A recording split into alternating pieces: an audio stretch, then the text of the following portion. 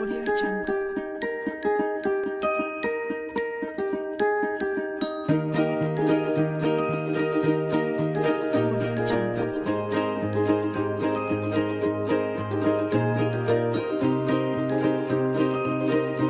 Salut tout le monde, on se retrouve pour un an, un tuto, et cette année on se questionne sur comment faire un CV.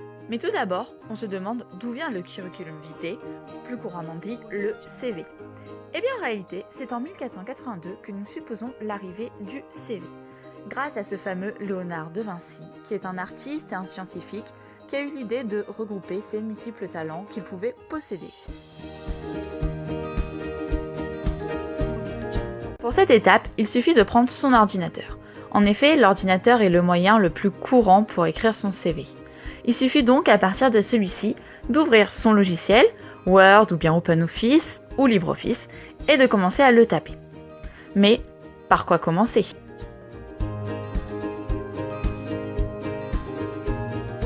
Pour bien commencer son CV, il est nécessaire de commencer par une présentation de soi-même, en commençant bien évidemment par son prénom et son nom de famille.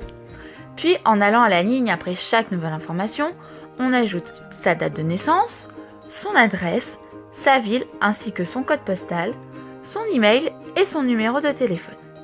On peut également rajouter son identifiant Skype, si nécessaire, et son lien vers un profil professionnel si vous en possédez un. L'ajout de la photo n'est pas obligatoire, parfois conseillé, mais pas toujours. Après une présentation de soi, il est nécessaire de mettre en valeur son expérience dans le monde du travail. Dans cette partie de votre CV, vous pouvez y inscrire vos actions au sein d'une association, ainsi que vos stages, votre bénévolat et bien sûr les emplois que vous avez eus, que ce soit un CDD, un CDI, un CTT ou tout autre type de contrat que vous avez pu avoir dans votre vie. Cependant, il faut faire attention. Un classement du plus récent au plus ancien est nécessaire lors de la mise en page de vos expériences. Après vos expériences, il est utile d'intégrer vos diplômes. Vous pouvez ajouter votre brevet des collèges. Cependant, dès l'obtention du bac, généralement le brevet est obsolète et peut donc disparaître de votre CV. Ainsi, vous inscrivez tous les diplômes que vous avez pu avoir avec l'année d'obtention et la mention que vous avez obtenue. Et par exemple, pour le bac ou bien les BTS, il est nécessaire de rajouter sa filière. L'ajout de diplômes tels que le BAFA ou celui des premiers secours peut être en plus pour valoriser devant l'employeur en fonction de l'emploi que vous convoitez. Dans cette partie, vous pouvez également y faire figurer vos études en cours. Je parle bien entendu pour les étudiants. Il est néanmoins nécessaire de faire attention. Le classement des diplômes est identique à celui de l'expérience. Ils doivent donc apparaître dans l'ordre décroissant. Dans cette étape, il convient de se mettre en valeur. Pour cela, vous allez ajouter à votre CV vos compétences, avec tout d'abord les langues que vous parlez, de l'anglais au chinois en passant par le russe.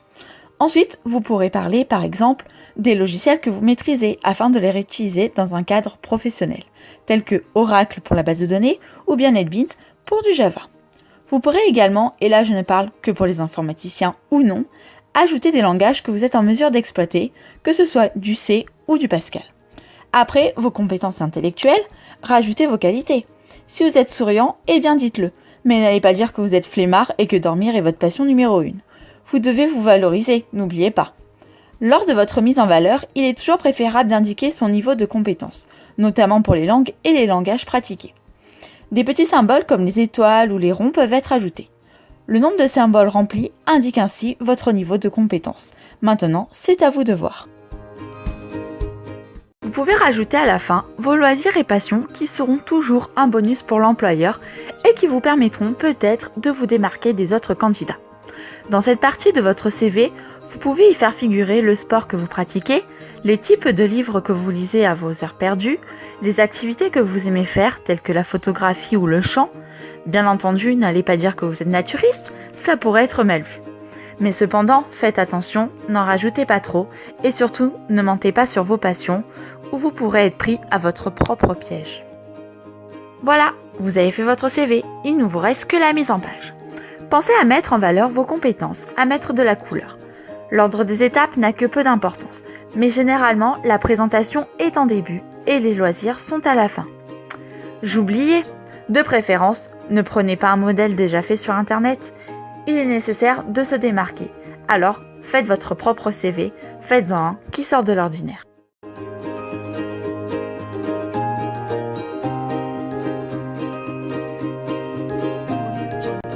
C'était un an, un tuto. Alors, je vous dis à l'année prochaine. Enfin, j'espère pas. Allez, la bise.